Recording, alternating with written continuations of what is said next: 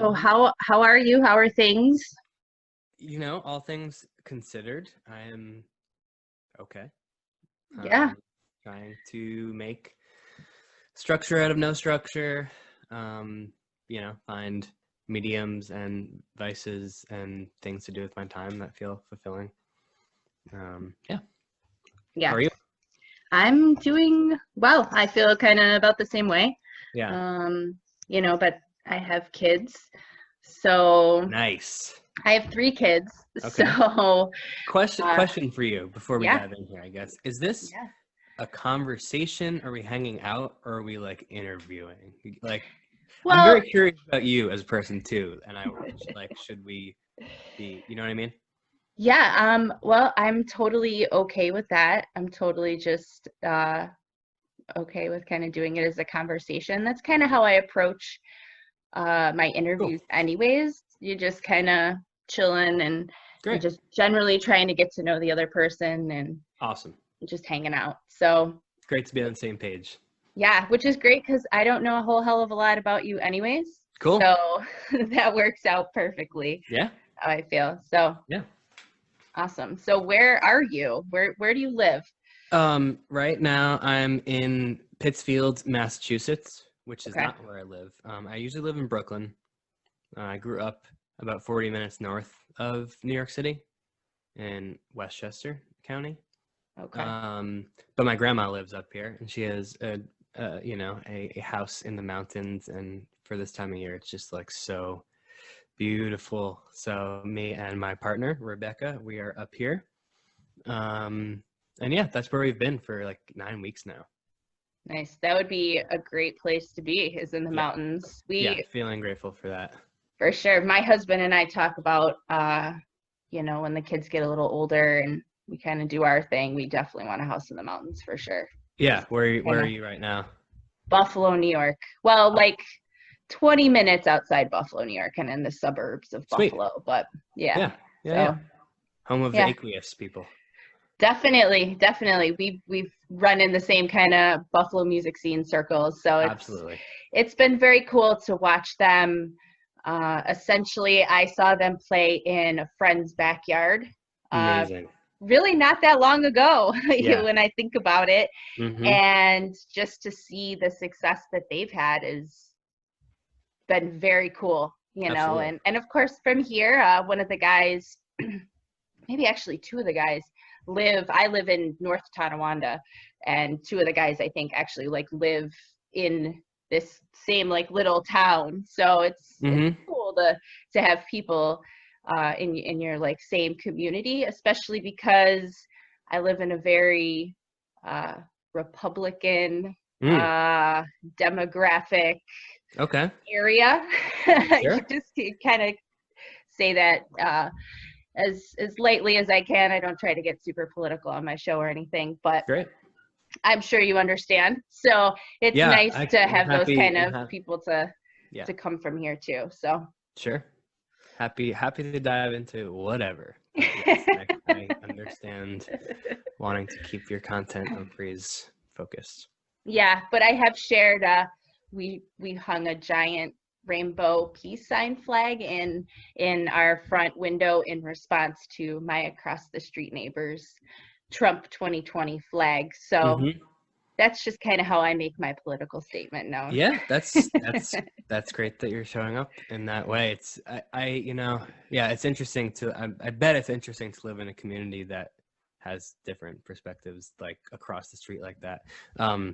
My partner's brother and his wife just came to visit us. Actually, they're in Boston and they just moved into a new spot, and they have a similar situation going on where like one neighbor is hanging a Trump flag, and then the neighbor next to that has a Black Lives Matter flag, and it's just interesting to think about.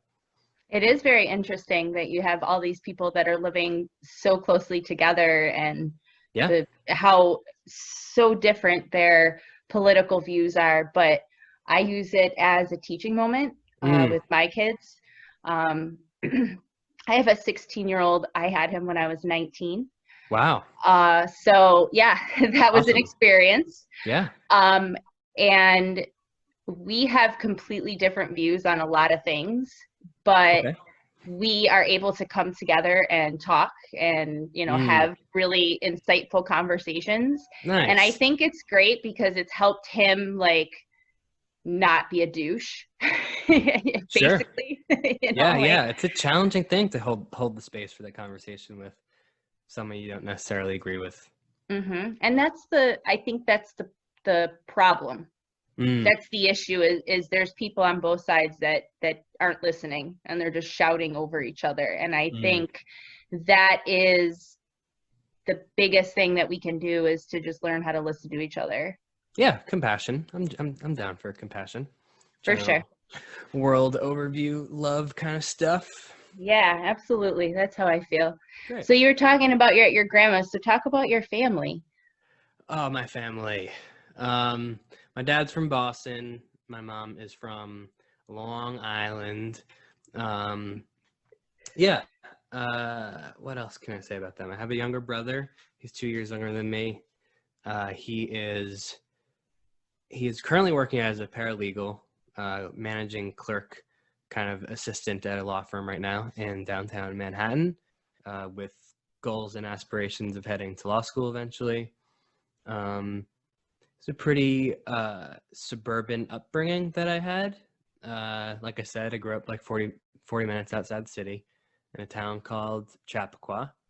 I had a very fortunate upbringing, and I, lived a pretty suburban Northeast life, I guess. Whatever that means. Eventually, I was super into sports for most of my childhood, and then had a pretty serious set of injuries playing soccer in high school.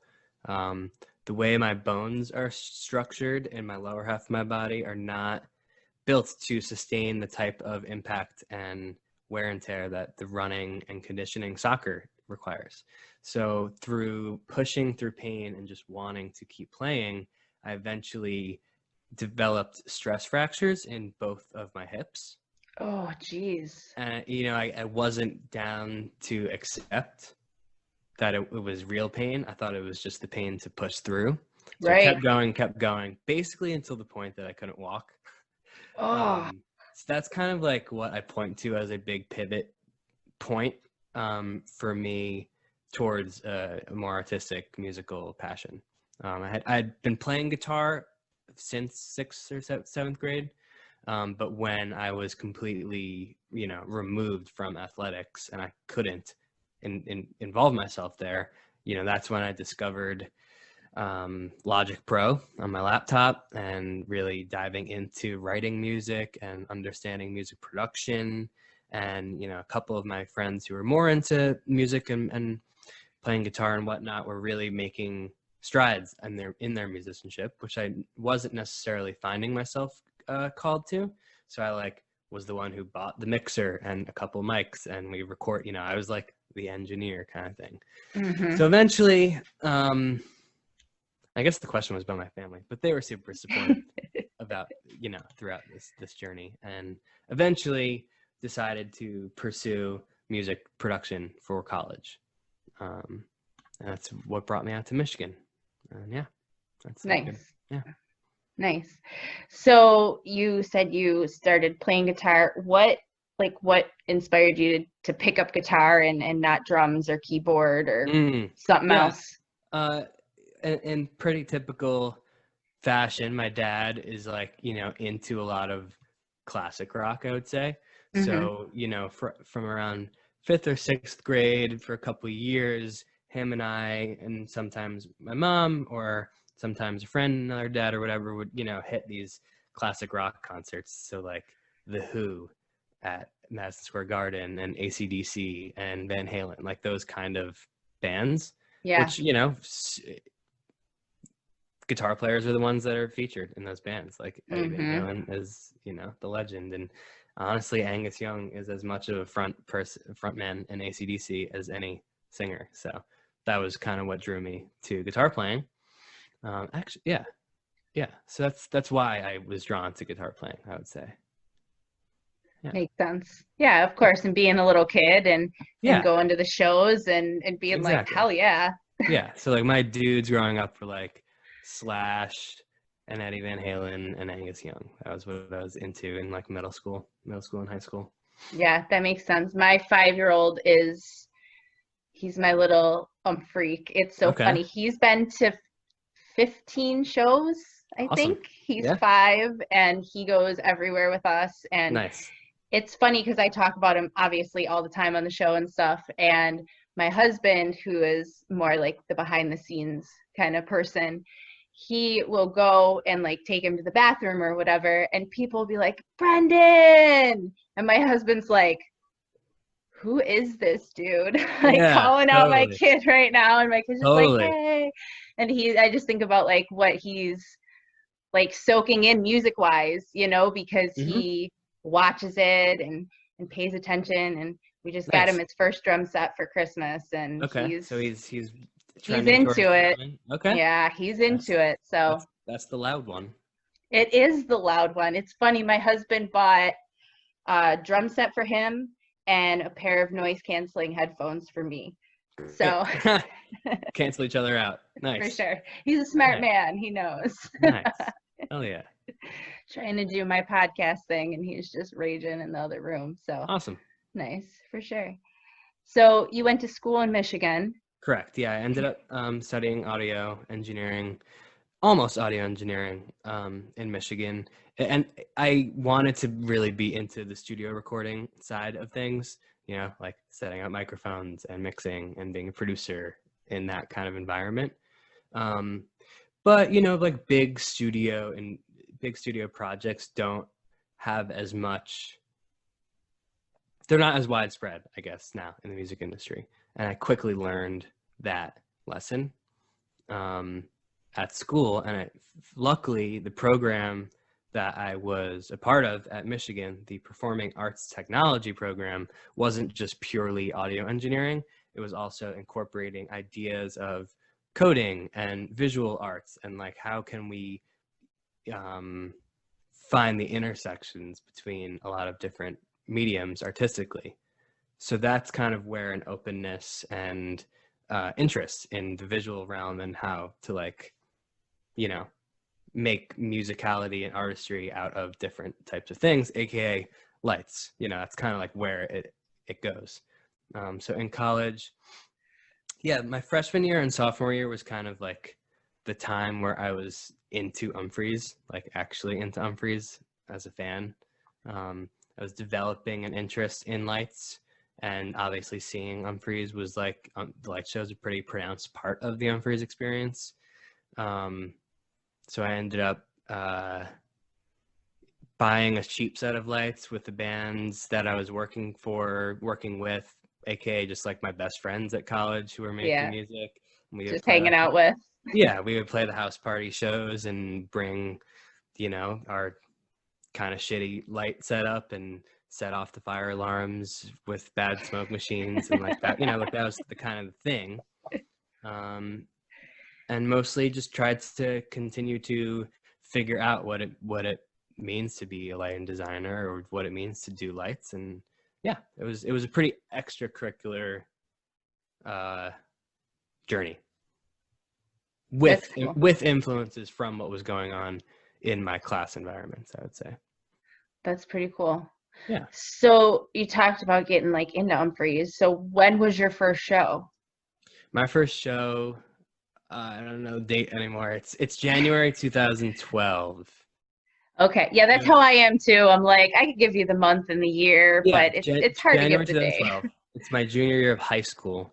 They were playing in Manhattan at the Best Buy Theater or Nikon Theater. Okay. It changes names all the time. But yeah, one of those venues. Yeah, and I actually was not into jam bands at that time. One of my close friends who was kind of like my guitar player, like best friend, and also the dude who I was recording his music. Like this is this friend. He was into jam bands and Mcgee, and Mcgee had come up in conversation before. And I saw that one of my favorite bands was opening for Umphrey's, and at the time that was the London Souls. I don't know if you've heard that name or that band. I have, yeah. Yeah, I haven't not super seen, familiar, but I've heard of them. yeah, I haven't seen much from them in the last few years, which is unfortunate, but they're like power trio, rock, fuzz, awesome Led Zeppelin, Cream sounding thing with like, Hmm. yeah, just awesome vibes. Anyway, they I'll were have to opening for check it Umphrey, out. so it made sense for that to be a concert for us to go to. So we went, and then we stuck around obviously for Umphrey's after the opening slot, and it was really awesome, confusing and awesome. But it was like junior year of high school, still not being able to control myself as far as smoking weed. So like I saw the opening act mostly sober, and then like we lit a joint for Umphrey's, and then it was like, "Rah, what's going on?" So it was cool, but also like didn't really understand what was going on.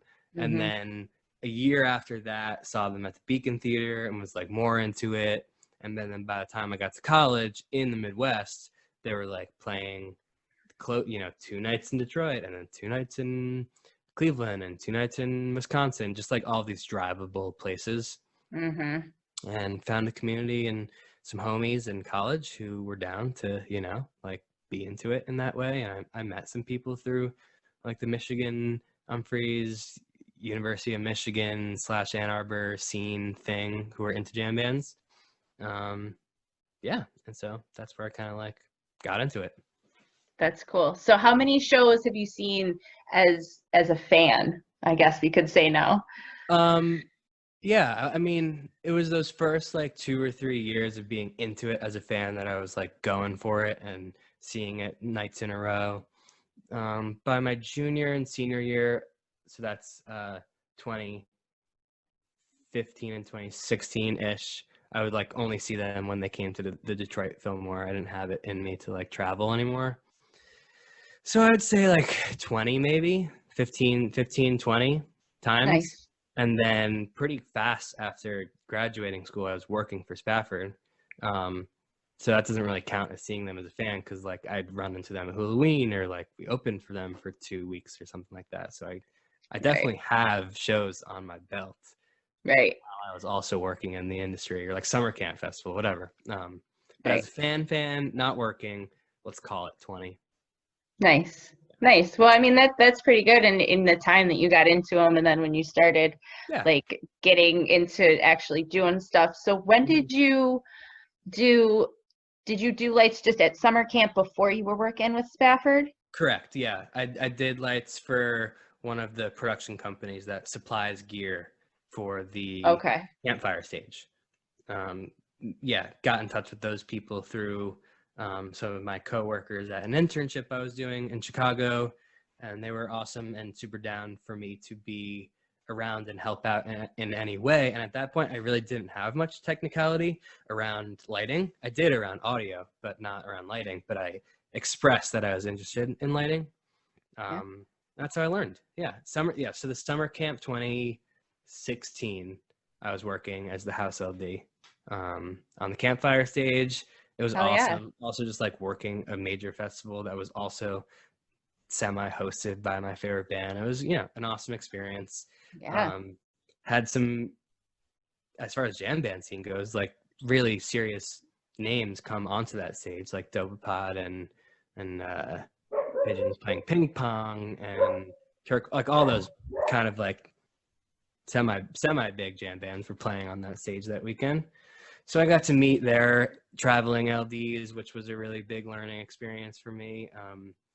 And specifically meeting Luke Stratton from Dope Pod / all the other wild things he does now, was awesome to meet him in person. And Manny from Pigeons. I ran into Manny like 6-7 months ago at Halloween this past year, and in his phone, he's a lighting designer for Pigeons, by the way. Hmm. In his phone, I'm still listed as Ben Campfire Stage, which is just kind of funny. Yeah. That is funny. Yeah. That's he just Come all this remembers the way. I'm not Campfire Stage anymore. Yeah. It's always good to like remember that though, and that Totally. it's so cool that you were just like, I don't really know what I'm doing, but I'm really interested and I'm willing to try. Yes, And exactly. I mean, why not? I mean, that's how I have been with the show. Like I started my show and I seriously knew nothing about podcasting. I Sure. knew nothing about anything except Hmm. for Umphrey's McGee. Like Nice. that was it. When did And you start seeing the band? um it was 2000 May 2007. They Okay. played a free show here in Buffalo. Sweet. They used to have this thing called Thursday in the Square, Mm-hmm. and they would have like the best bands come. Mm-hmm. Like Mo came and Umphrey's came. I think they came like twice actually. Uh, John Butler was here. I Sweet. mean, so many people, and it was free. Like it was just in downtown Buffalo, and it was free. And Mm-hmm.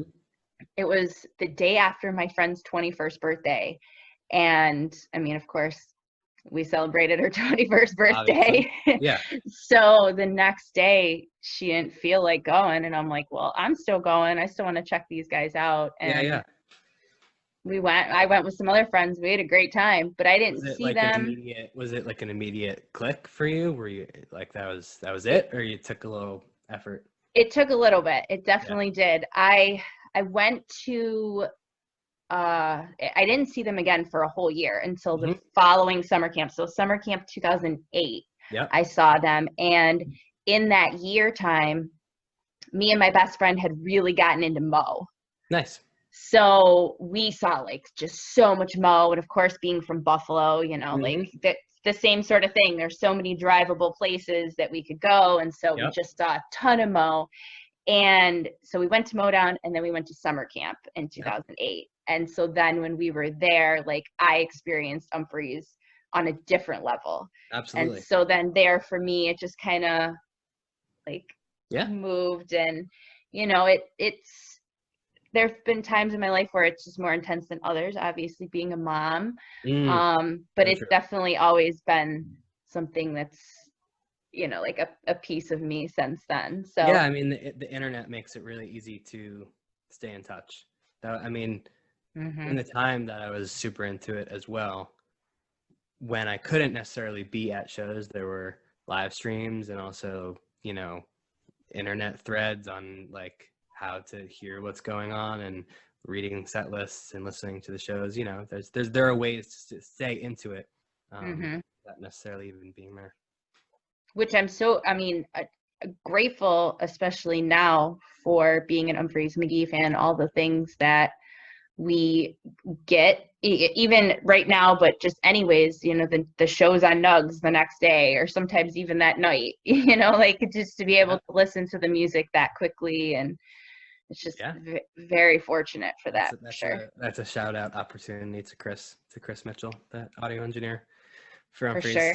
He's His turnaround time is like boom. for sure. Sometimes you're like, damn. Yeah, I mean it's a machine. The touring side of this organization is just locked in, absolutely locked in. So it's been a great experience to work alongside professionals of the caliber of these guys. I bet. Yeah. I mean, and I've said that to Sam. He's been on the show twice, and Yeah. I've talked to him about that. How they're just amazing, and that's from my point of view, as the fan. So for Hmm. you to say that as the coworkers, and I equate it to being parents. The Mm. people behind the scenes that are making everything still function. Yeah. And it's amazing. Yeah, it takes a lot of passion, because there are numerous angles and aspects of the road lifestyle that are not ideal. But at the end of the day, if there's an underlying commitment and passion to like what live music is bringing, that's kind of where it's stemming from, I would say. Yeah. Yeah, I feel like that's probably the same for anything in the arts. Mm. Especially if you're going to pursue it as a job. There's going to be parts of it that are just not very beautiful at all. Yeah. But it's the passion that pushes you to keep going. Yeah, absolutely. It's an interesting time to think about like the place of art in the world right now, as like live music is completely paused, right? There's none of that is going on right now. So it's definitely a reflecting time to think about what that really means in America. I don't know. I don't know. It's been an interesting experience for me coming out of like college and trying to like really think about big world concepts and understand my place in the world. And art is really, there's a lot of idealism and passion and love in art. And then like, there's also the realities and challenges of making it function in a society. Like it's complicated stuff. Yeah. Yeah. But it's been, I think, also interesting. I mean, I obviously already knew the role that it played in my life, but especially at a time like this when people, what do they need? They need books or music or movies or whatever it is. It's different mediums of art, whatever it is. Yeah, for sure. And how actually important all of that is to humans, like as we're surviving basically right now and doing whatever it is that's going on. Right. How interesting it is that that's kind of been pointed out to some people that maybe didn't realize that before. Yeah. I hope we all, whatever reopening or reintroducing a safe society, like what we bring to the table as far as our like priorities and care for art really looks like once coronavirus is more under control. That's I'm interested to see the way that turns out. Yeah, I bet. Yeah. So tell me about like applying for the job. So Waffle, like they make this announcement. Is that how you find out? Just like everybody else, you find out at the same time that Waffle's taking a leave? Yeah, I mean, there's the public announcement, which is like, that makes it official. And on that day, friends who are in the industry or who are just friends of mine who are not necessarily obviously like reach out to let me know. And I'm like, yeah, dude, I fucking know. Like I see the Umphrey's tape too. Thank you. But I don't mean to come off as an ass, but it was just like, yeah, dude, I know. I'm aware. At the time I was still with Spafford, but for reasons very unrelated to Jefferson's leaving of Umphrey's, was just like reevaluating my place at Spafford and making a transition, moving into a new apartment in Brooklyn and finding new places in the city to like really dig into. So like I was already making movement to depart from the organization of Spafford. So then once that actually became official, that was just another thing on my plate to like really start to consider as a forward movement. So the first place that I went to try and reach out was to Bob Stone, who is the production manager for Umphrey's. He and I met the year before in the summer of 2018 when Spafford opened for Umphrey's for like 3 weeks.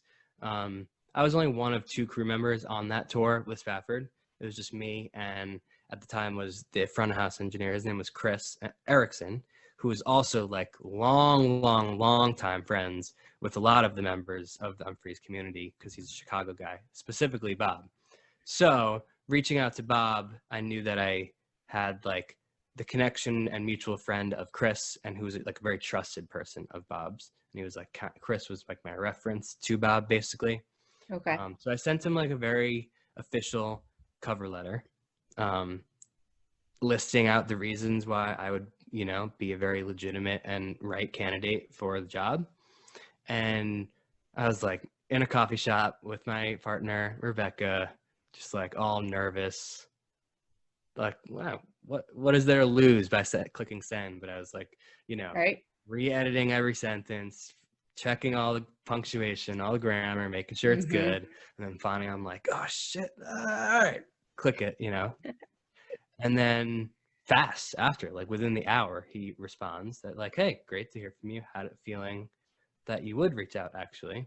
The best thing that you can do moving forward for the application process is to put a few songs into a 3D rendering and show us like what you would do if you were designing for Umphrey's Mcgee. Actually, over the past couple of months, I've been sending the Umphrey's guys, and they've posted them, some of those 3D digital renderings that I'm talking about. I was But going to basically, actually ask you about those. Yeah. yeah. So basically, embedded in the lighting console that I use is called the Grand MA2. It's like, you know, the industry standard. They actually just released Grand MA3. So this is a good learning time to start to understand the new technology, but it's not quite there. Anyway, within MA2, there's also a visualizer built in. So it's a really powerful tool because there's no actual limit to what you can put in a computer. So if you want to, as we saw with like the Shine On You Crazy Diamond thing, like if you want to make an enormous rig with a bunch of circles and make it in Giant Stadium, you can do that. It's like it's a computer. Yeah. So I did a way more scaled down, realistic version of that for my application. So I designed a rig that was like pretty different from Jefferson's. And it went over really well, like really, really well. A lot of the applications that they saw looked very similar to what Waffle was doing, which is obviously not really what they're looking for in a transition time. They wanted to like change and use it as a regrowth point. The part that stuck out to Bob, eventually to some of the band members, was I was utilizing groups of odd fixtures. Like, so Jefferson was all about the even symmetry, whereas I'm not necessarily that way.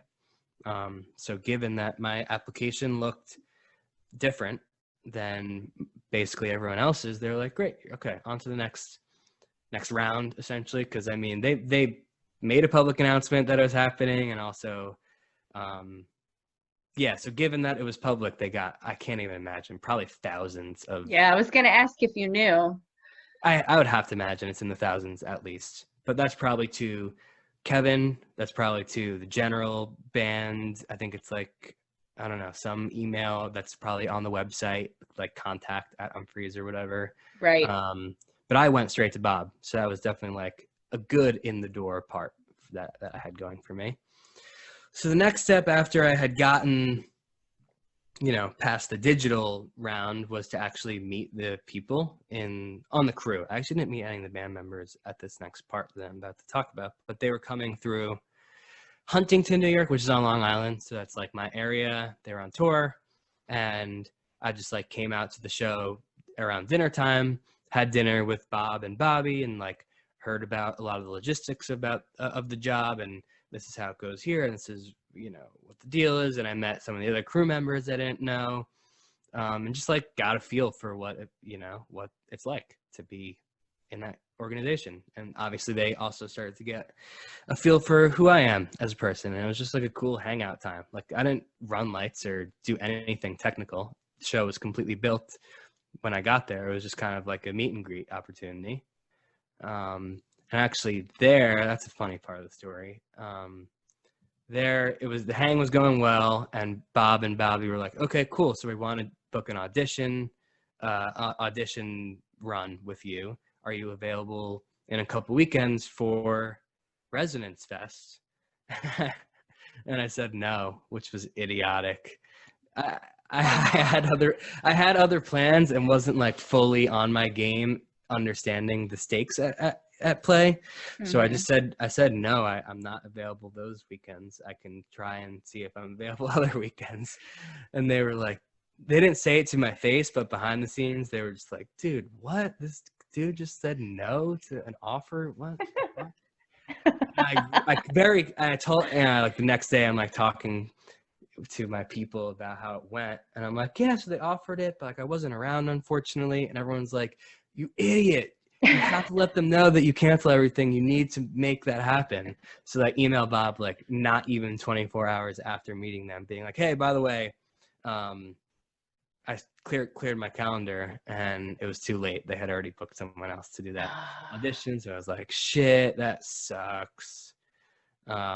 Luckily I stayed persistent and pretty active with like, hey, following up, can we make a different run of shows work? What's going on? And I did. I got the Georgia Theater / Halloween run, and that was my live audition. where I actually got to like meet the band and rip some shows and see how, you know, it would really feel. Dark. Yeah. I just want to make sure that light was gonna be too dark or what. It was bugging me. Looks great. Sorry. No worries. And that's kind of, yeah, that was the audition. Went really well. And at that point, I think it was basically just down to me and Luke, who did the next 2 weekends. So that was a painful experience because I went first. And so like I was watching Luke do the awesome like Halloween run at the Anthem with like the coolest light, you know, like the great lighting rig there. Mm-hmm. So that was stressful, man. And it was just a waiting game at that point. It was, you know, the audition run went really well. I made good friends with both band and crew, and it was a good hang. And then I had to leave, and they had to have another guy come in audition. So it was like, yeah, like good hangs, like good to see you, but also maybe talk to you in a couple of weeks. Also, maybe not. Like we'll see. So it was like a weird, challenging dynamic there. And like during the next few weeks, I was like, do I reach out? Like Louis is our lighting crew chief, and we get along really well, and got along really well during those 2 weeks. And I just wanted to like reach out and say hi, but given the fact that they were auditioning someone else, I didn't even feel like I could, you know? Yeah. Step off. So eventually 2 or 3 weeks after Luke was all done and fall tour for Umphrey's was done, they said they would make a decision pretty soon. And then the way it went as far as finding out I got the job, of course, like Kevin texted me in some weird cryptic way where he was like, hey, are you around to chat today? That was all he said. And I was like, shit. I was like, I'm actually not around. I'm on the way to a gig right now. And he's like, cool. It's not time pressing. We'll just talk tomorrow. And that's all he said. And I was like, ooh. So I waited about half hour, called my dad. I was like, this is what it is. I don't think that's a good sign because if it's not time pressing and he's not, you know, like that doesn't feel great. So then on the subway to my gig, I was in New York at home. About 45 minutes later, I was like, you know what? Whatever. I'm just going to text him back and be like, what's the deal? Do I have it or not? So I was like, what are we talking? I think I texted him like, what are we talking about tomorrow? And he's like, then he answers. I was like sitting there, just can't even look at my phone, waiting for it to vibrate like with an answer. And the answer was like, we are asking you if you are interested in taking the job of lighting designer for us. And I was like, sick. So then I had to do this like full day, really tedious and not enjoyable corporate gig in New York. But I was, you know, with good news, made the day way easier. Yeah, and that was kind of how it went. And then celebrations on just my end because it wasn't necessarily public. And then the day that they announced it on the internet was super cool. It just very oddly happened that the day they announced it, Munyon. Are you familiar with Munyon? A little bit. I know some friends that are into them. Yeah, they're a jam band who I worked with before Spafford, who are also very close friends of mine. They happened to be touring through New York City that day. So like I met up with them in the morning, walked around New York City with friends who I hadn't seen in way too long, had a great day. Umphrey's made an announcement, and then obviously, my phone starts blowing up, you know, with congratulations. And then that night, Tool was playing in Brooklyn, and I went to see Tool alone, which was my plan always, but like just going to see that band is just such a personal experience. And yeah, whoa.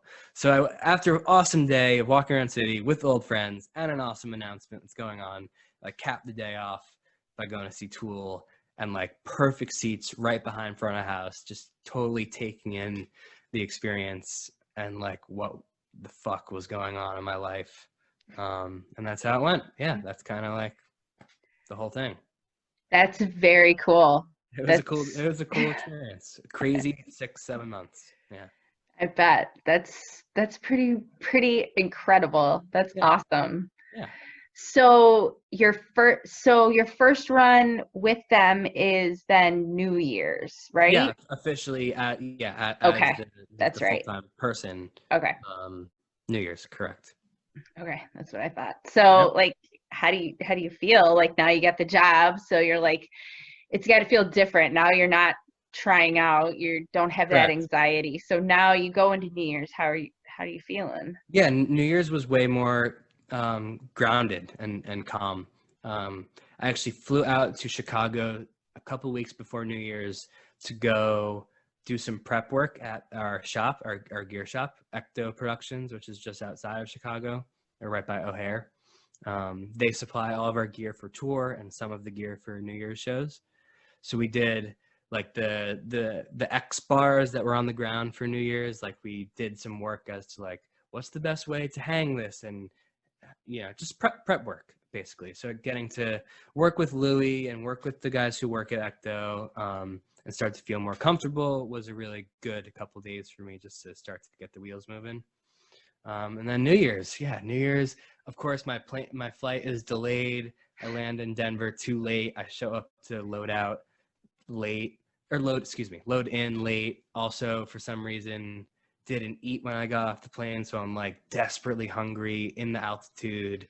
I have to load in for New Year's, but luckily, New Year's was cool because we got an extra day to load in.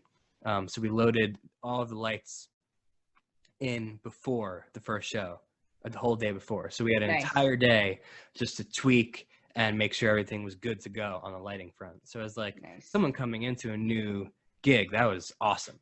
Oh, I'm sure, for sure. Give Like yourself like a normal little day, buffer and exactly. Normal day, we're loading in at 10 a.m. and need to be basically ready by 1 p.m. ish, which is like 3 hours to build the entire show. But for a bigger show like New Year's, to get the full extra day, awesome. for sure, for sure. So yeah, New Year's was. I don't like to use the word nervous with Umphrey shows because it's like I don't necessarily feel nervous, but there's just a lot of energy and adrenaline, you know. It's a lot of excitement. It's exciting.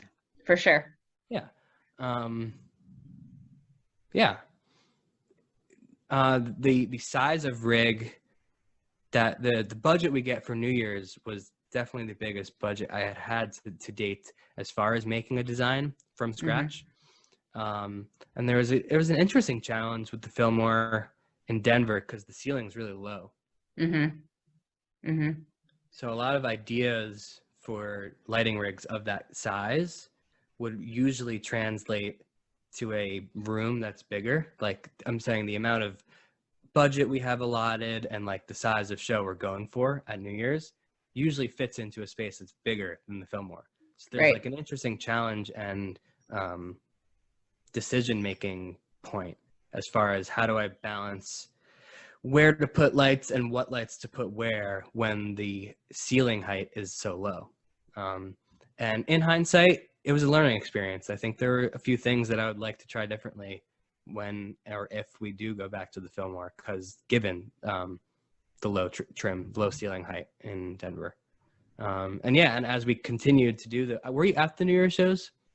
Not this year. Okay. No, I wasn't.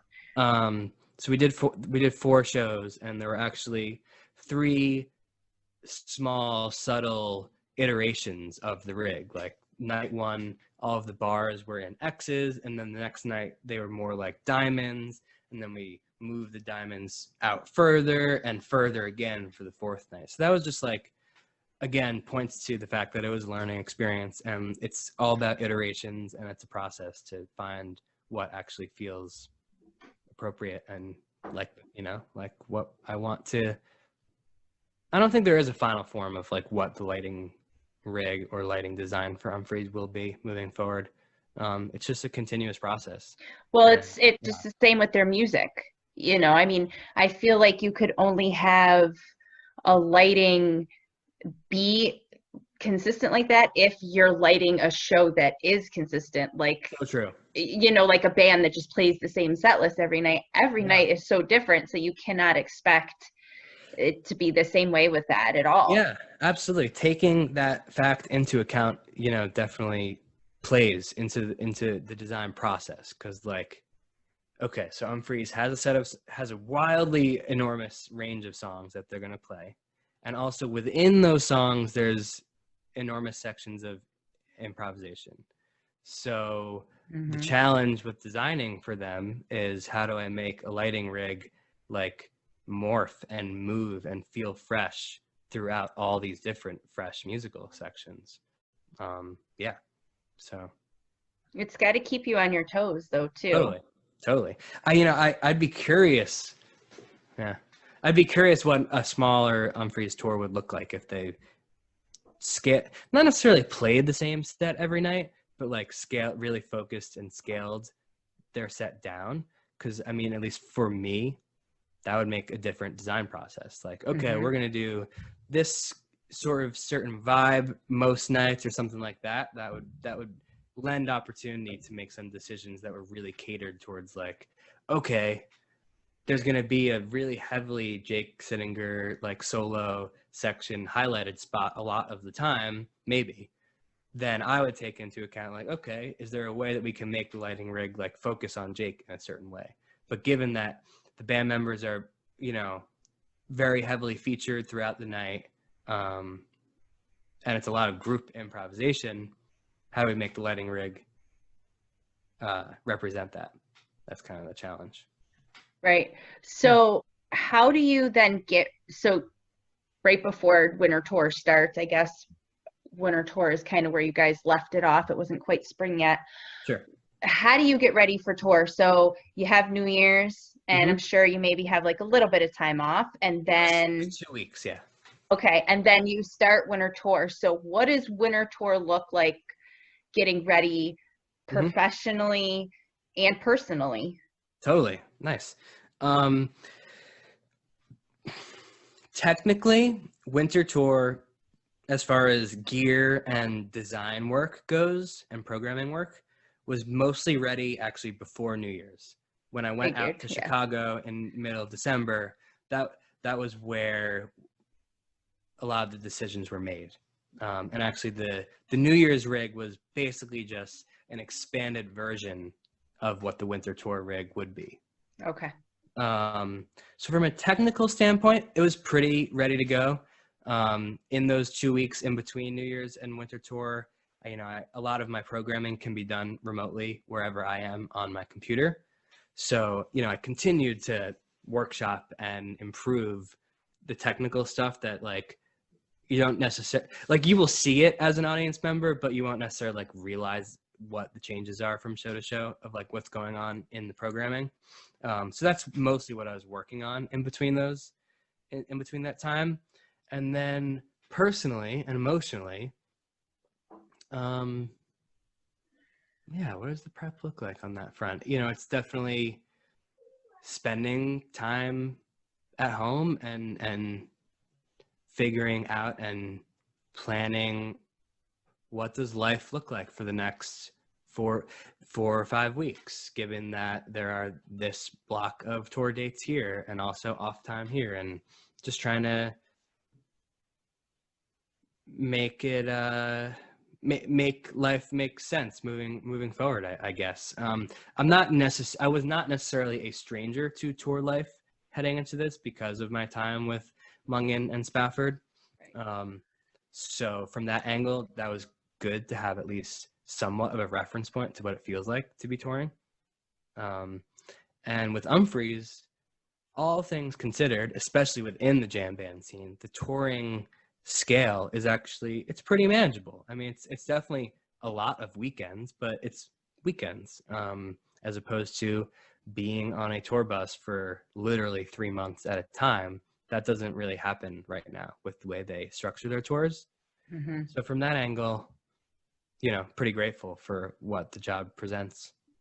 Right. Having that schedule, because of them having families and stuff, they've really structured this amazing tour schedule where they're able to still kind of have their family life and tour life. And so it's definitely a good time in their lives for you to come on board, where before they were playing 250 shows a year or some crazy shit. So I completely acknowledge the fact that the challenging grueling grind as far as touring goes. For Umphrey's, I was not, you know, in the van for that. Like the van days, that was obviously like, you know, before my time. So definitely grateful for the fact that I'm joining during a, from certain angles, easier time on the body and mind and soul and stuff like that. Absolutely. So talk about lighting the caverns. Like that was one of my highlights. I was there. I did the caverns and then both nights in Asheville. That was actually my last Umphrey's run. Yep. Which it was amazing. Like we took my 5-year-old with us and we're in this cave and which it was just such like an interesting experience. Like it really was.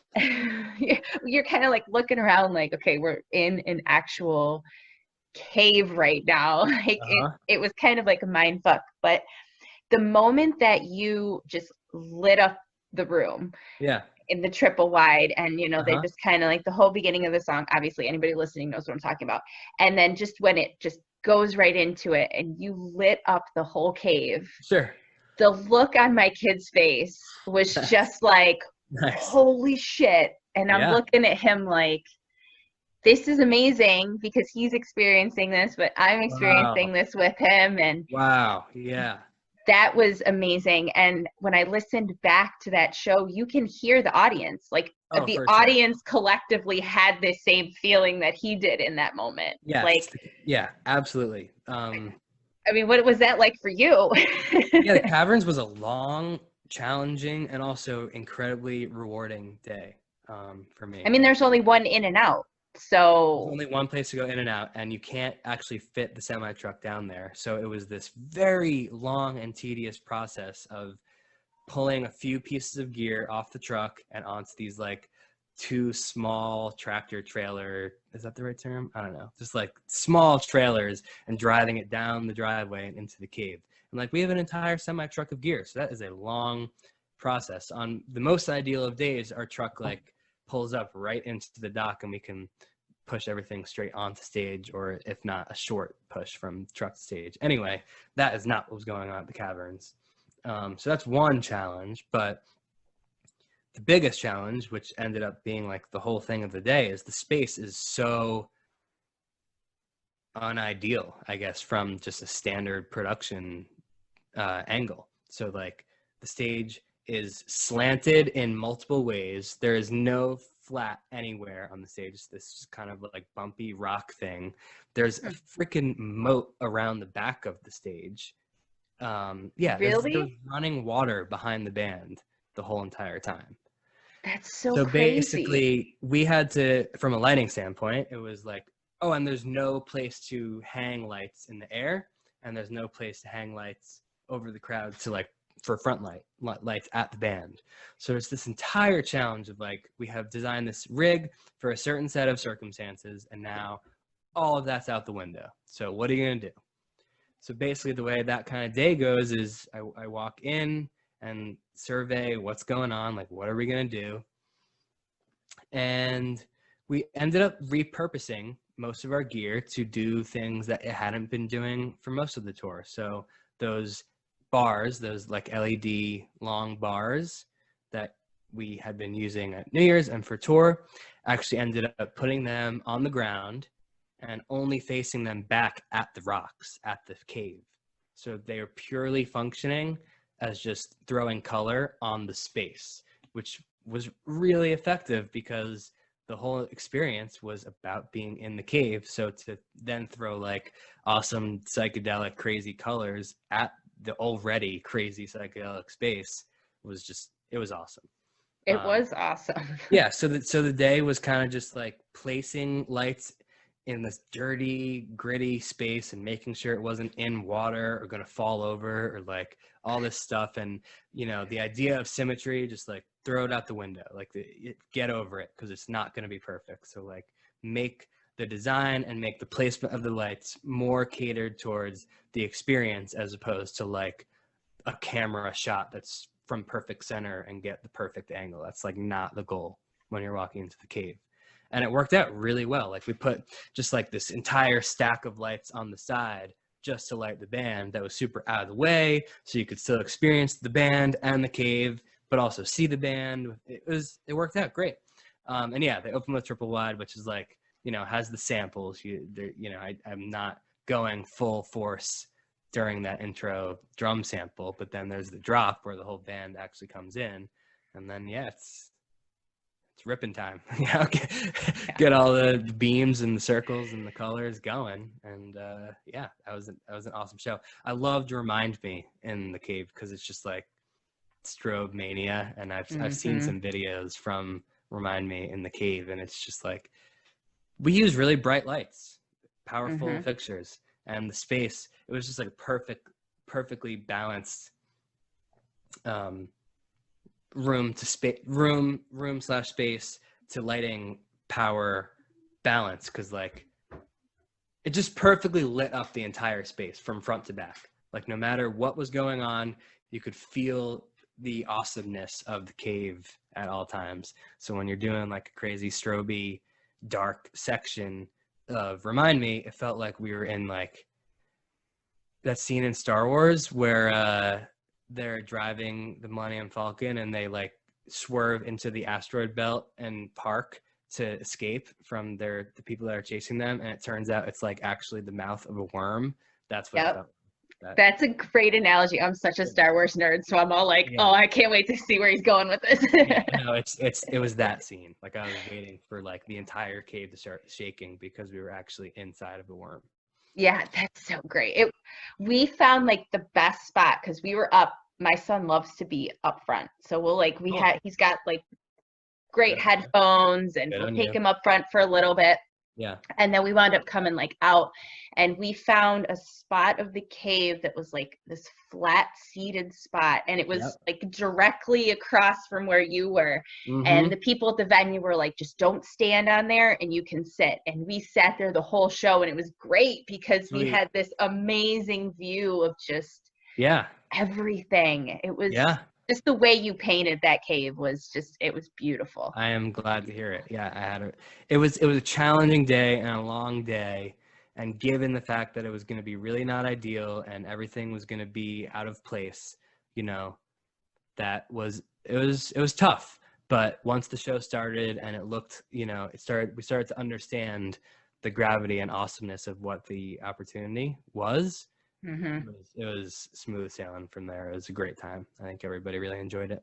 Yeah, it was awesome. And then a huge contrast to what you're doing the next night in Asheville. I mean, now you're in this arena, and I said that too, because we did the next 2 nights, and we walk into the arena in Asheville, and I said to my husband, I'm like, this is weird. Like seeing them, first of all, in an arena. I'd never seen them in a space that big anyways. Oh, sweet. But then, of course, going from the Caverns to this arena, it was so weird. Absolutely. So now you have more room. So talk about like how like different that was for you. Yeah, so a day like Asheville is where we get to build the lighting rig the exact way that it was drawn up and planned to be, because when you walk into the Asheville arena, it's a blank grid. There's no lighting rig in-house. There's no infrastructure there. It's just we are bringing all of our gear to put in the exact places that we wanted to originally put them. So from that angle, it makes the load in and build pretty smooth. And then, I mean, they sold a lot of tickets. So I know that the first few times they played in Asheville, they had the stage like right in the middle, and they would cut off half of the arena. Seating wise. Okay. But since they sold so well this year, I know that they moved the stage back. So it made the space even bigger and even more awesome. So it was just like there was a lot of room to do really pretty things in the air and point awesome shapes at the back wall, because there's just so much space between lighting rig and back wall. So yeah, from that angle, it was awesome. Asheville actually ended up having two two pretty hilarious technical difficulties. I don't know if you ended up noticing that. It's we noticed one. I hope you have to know. I've talked to some people who claim they didn't notice, and I was like, dude, were you even watching? Because like it was a pretty bad technical difficulty. I noticed it, but then my husband like tapped me on the shoulder and noticed you not panicking, but like obviously like trying to fix and things, and he's like, so basically, yeah, for those listening or watching or whatever who didn't see what happened, right at the end of Eat, which is like this dark, evil, demonic metal song, the data line between my console and the lighting rig went out. Oh no. And when that happens, unfortunately, you know, I'm sure there's a certain way that we can program it to just like go to a neutral scene if that happens. But right now, what happens when our data goes out is it just stays where it last was. And of course, the moment that the data went out was like literally full on strobe, every light full strobe. So the song Eat ends and the entire rig is still strobing with silence.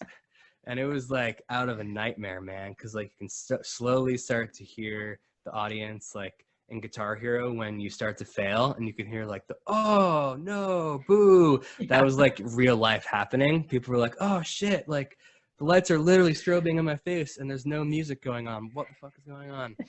And obviously when that happens, I'm like on the radio trying to figure out what's going on. Things were smooth sailing at that point. So Louis, our crew chief, actually had gone to get dinner because he was like, okay, everything's cool. But then all of a sudden the radio's going off like, it's freaking out, blah, blah, blah. So that sucked. And I mean, the guys are professionals and they've been there a million times with technical difficulties. So Brendan like literally continues the show and the banter as if nothing is happening, as if the lights aren't strobing, which is like good on him.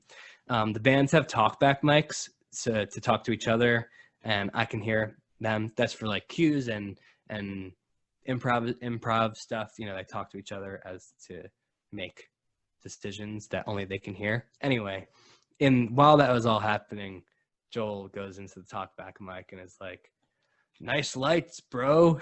Like while they're still strobing. It's like, I know. I'm trying. Yeah, so we eventually figured it out. That obviously rattles me for the rest of the set because it's like, now I'm like haphazardly trying to do things because I'm nervous the whole thing is just going to go out again. We eventually figure out the problem, or so we thought. And then second set starts and they're opening with Dark Brush Dark Brush, which is again, it's like a heavy, awesome tune. And right as the set starts, the whole thing goes out again. Fortunately, it was on a more neutral scene. Not even neutral. Everything was off. Again, I don't know if you did you realize that was happening at the show? Yeah. Okay, yeah. Cool, great. That means you were actually paying attention. But like, you know, they're playing awesome Dark Brush and I had no control of the rig for like the first 2 minutes of the song. So there were literally just no lights for the first 2 minutes. Yeah. Oh man, yeah, and that was like I think the highest ticket count they've ever done anywhere, period. And obviously the shit goes out. But that's how it goes. That's how it goes. That is exactly how it goes. That's like the live music thing, you know? It's life though. Like it's the same thing. I feel like every time I'm ready to like jump on a call with somebody or do something for the show, like all of a sudden something happens like right before with my kids, or I'm like, it couldn't happen yesterday when there was nothing going on, or yeah, exactly. Like why couldn't this have happened at any other show or at any other moment but full strobe? Why? Right. Why? But it was cool, and like I said, everyone has been there a million times. They are such a professional touring organization. They've done way worse technical difficulties than that throughout the years. So like, it wasn't even a point of conversation necessarily with anyone. It was like, okay, cool, move on. You're all good, cool, great. Yeah. Have a good second set. You know. Well, and it's good for you. I mean, you're gonna have to do those kind of things, and the only way you're gonna learn is in the moment. Like doing it and having to figure it out, and you didn't panic. That's what my dad always used to tell me. You didn't really panic, so you're good. Yeah. I was panicking a little bit inside. I don't know what I looked like. I'm sure I looked moderately panicked. We'll see. But I was like kind of just crouching down, trying to unplug and replug some things, and eventually a workaround was fixed. So Yeah. what are you gonna do? What are you gonna do? Just What are you keep gonna on do? going. Yeah. That's kind of the story of Asheville and Caverns. That was that weekend. Yeah. Yeah. So like you guys are gonna get ready to go to California and play your shows in March. Mm-hmm. And so like what happens? Like are you already there too? I know like pretty much everybody was there. Like didn't Yeah, I they think call it the day of yeah, too? we had shows for Thursday, Friday, Saturday, and Sunday that week. That was San Diego, LA, San Fran, and then Sunday at Terrapin. So it was like Mm-hmm. a pretty big run. Coronavirus was definitely a thing in the United States at that point, like very much being talked about in the media and understood as a real threat. But no one really knew how it would impact right away or if it would at all to our shows. So everyone in the crew flew into LA on Wednesday night, and we woke up on Thursday to the news that the entire thing was canceled. So like that was a long 24 hours. I flew into LA, had dinner, fell asleep, and then flew back the next day. And for New York, cross country flight, that's not fun. Well, it is what it is, but yeah. Wow. That was kind of how it went. It was stressful, but also, given that, I mean, I definitely had started to understand that coronavirus was serious and things were going to be dangerous or possibly canceled. It was almost a bit of a relief just to have like a decision, because it was so like, is it going to be canceled? Is it not? Is this going to happen? Is it not? Just to like see a decision made and at least know what was going on in the short term was relieving. But now we've reached the nebulous, ambiguous, I don't really know what we're looking at moving forward. Yeah. That's how I felt about Iceland, because my husband and I were going to go to Iceland, and I just started to feel a lot of anxiety about all of it. And then, of course, I mean, because then we're watching not only what's going on here, but then what's happening in Iceland. For sure. And I started to get concerned again, being a mom of 3, like, are we going to get quarantined in another country for 6 months? Yeah, Or that would suck. it was like this whole thing. And when they finally canceled it or postponed it, it was the same feeling. You're just like, yeah, just make the decision. Thank God I don't have to make this decision and then just feel like I regretted not going. Like, absolutely, no, 100%. Thank you for doing this for me. Yeah, and I think, yeah, all the responsible decisions were made in a timely, appropriate manner. I think all things considered, reflecting on it, the way Umphrey's handled it, as far as trying to make the things happen that we all wanted to happen, but also prioritizing safety and responsibility. I think it was handled pretty well by team Absolutely, especially for something that has never had to be handled before. Who the hell has ever had to cancel an entire tour or international dates because of a pandemic? Like, who in the hell ever would have thought that? I mean, maybe something out of a movie, but yeah. So here we are in uncharted territory.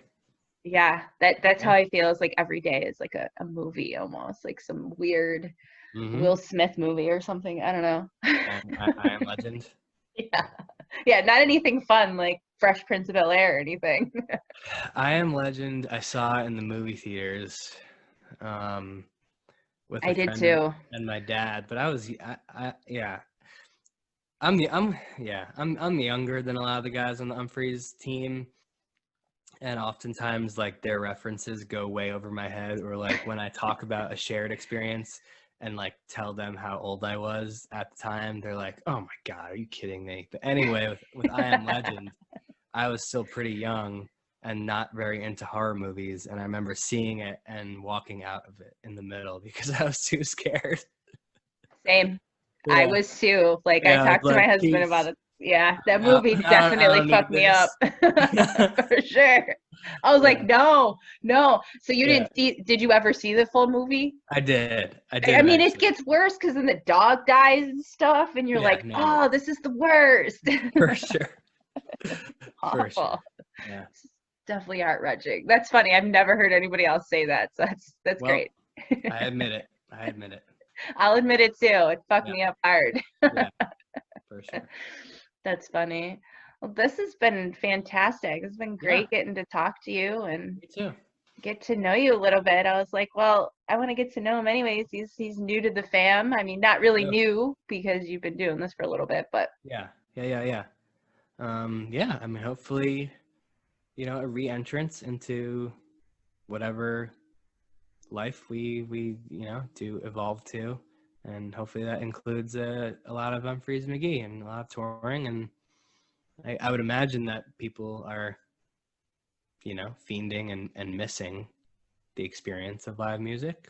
me. Yeah, me too, man. Me too. There, it's up and down, because like sometimes I'm definitely finding great habits right now, and using the time to reflect and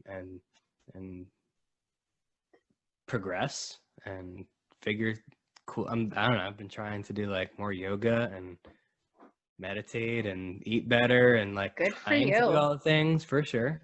Yeah. And also, reconsider things and whatnot. And yeah, hopefully we can come back with more perspective and more compassion and like rock it even harder.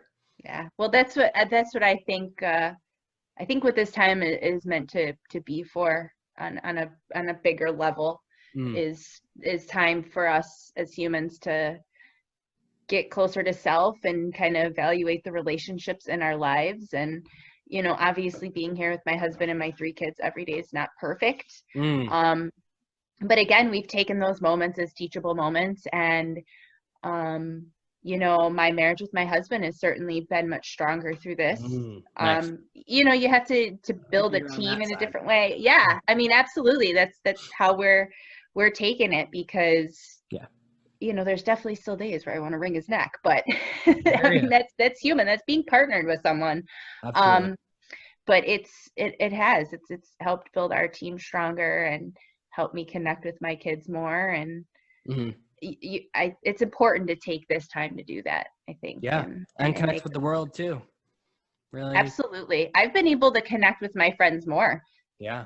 actually. I'm more intentional about texting people and Cool. reaching out to people and with Hmm. actual like meaning.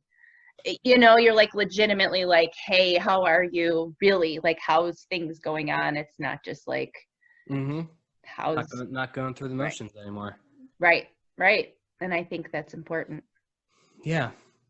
Yeah. Definitely a challenging time, but hopefully increased perspective can make it optimistic and time for change and really envision and imagine the more improved future. That's kind of Yeah, where I'm at right now, trying to learn the ways I can be involved in that more awesome future. yeah, for sure. Yeah. So when you do get back out on the road, what is like your dream room to light up with Humphreys? Oh, good question. I was super bummed out when Red Rocks was canceled. Would that be your first time lighting up Red Rocks? As a headliner, yeah. Okay. I've done it as an opener twice. I'm actually opening for Umphrey's last summer with Spafford, and Okay. summer before that with Spafford opening for Biscuits. But that's a day set with 1/8 of the rig, and it's awesome. Don't get me wrong, it's an experience. But to from the ground up design a rig for such a unique space is/was something I'm really looking forward to. Like again, in a similar way to the Caverns, like delegating a portion of the rig to specifically always be lighting up the rocks, because like that's the whole thing of Red Rocks. And is there a way we can just make the experience more specific and catered towards Red Rocks? That's what I'm looking forward to. I mean, Iceland as an experience and trip was going to be awesome. So I hope that some rescheduling or something of that, rescheduling or making that happen in a different form happens. Yeah. Oh, What absolutely. else am I looking forward to? And Beacon Theater that's check. Did it. Cool. I think that's kind of it right now that comes to mind. And then Umphrey's is still, rocking awesome festival slots. So Lock In and Bonnaroo and all those kind of places I'm really looking forward to eventually going back to. Yeah. Doing the bigger stage at summer camp probably too. Totally. Yeah, For summer sure. camp. Summer camp is again an awesome opportunity because it's a festival, but Umphrey's basically hosts it on that stage, so the design, lighting wise, is mine. So that's an awesome project because it's like, yeah, do your thing, but do your thing, but also consider the fact that this is a shared stage for 4 days of music. So like, that's I was and are looking for is God damn it. I am looking forward to summer camp for sure because of the way I get to design and share the rig with so many awesome touring lighting designers who come through. Yeah, I bet. Are you going to check out the summer camp stuff they're doing this weekend? Yeah, for sure. Yeah, I haven't looked at the exact schedule yet, but given that summer camp was supposed to be happening and I miss it so much, I'm sure I will be celebrating or trying to re-experience it in some way to make it feel like I'm there. Yeah, that's what we're gonna do too. We're gonna definitely check it out and have it the way that we can have it. So Really? Yeah. Awesome. So this has been really great. Yeah. A lot of fun talking to you. How have the fans been, coming up to you after shows and stuff? Everybody been cool? Yeah, pretty cool. Yeah, it's been a very welcoming experience so far. I tend to roll my eyes when people ask for set lists without saying words. Oftentimes people from like afar will just like wave at me and then be like, and I'm like, I'm down to give you set lists, but you can just like say, I don't know. I'm not like a waiter. I don't know. Like that's usually I'm like, That's kind of awkward. I would be like looking behind me, like when me? people do that, I'm usually just like, no. You want my autograph, or like, what do you want from me right now? Probably not that. Definitely not that. So whatever. So, but anyhow, that's so weird. It's weird. But also, there's thousands and thousands of people who go to the shows, and obviously there are characters in all of everybody's special unique. So yes, I would say it's been a great experience so far with the fans and community as a whole. Yeah. That's awesome. That's very good to hear. Yeah, we're very happy to have you. Everybody is super excited to have you on board, and it's just been so awesome watching you. I mean, we watch any live stream that they put on and the shows that we've gotten to this year, and and then to hear your story of how you did this, it's cool. That's very cool. I appreciate that. I'm very, very grateful to be where I am and continue to move where I do go. Yeah, I bet. Awesome. Well, this is cool. Yeah. All right. Well, I don't know. Is there anything else you wanted to talk about that we didn't get to? I don't think so. Not at this moment. Okay. Cool. Yeah, but hope to talk to you again soon. Yeah, absolutely. It'd be great to have you on the show anytime. You're always welcome to come and hang out and chat. Yeah, I mean, now that you have it going on Zoom, you have the opportunity to open it up to multiple people too. Could be fun to hang out with Sam on here, me, you, and Sam. Yeah, I'm totally down. We should definitely do that. I'm into it. We'll make it happen for sure. That'd be fun. Sam's a really good dude. Sam's a great dude, and he's been such a huge supporter of the show. Like, nice. From the very beginning, he was on like episode number 4. Nice. And he's just like listens to it and just always talks about it to people, and totally. It's so cool to just have that kind of support. He's got a pretty immediately warm presence. That's pretty funny and easy to hang out around. So yeah. Just good people. Yeah, totally. For sure. Awesome. All right. Well. Yeah. Peace and love to all people. Peace. Take care. This was fantastic. Talk soon. Bye.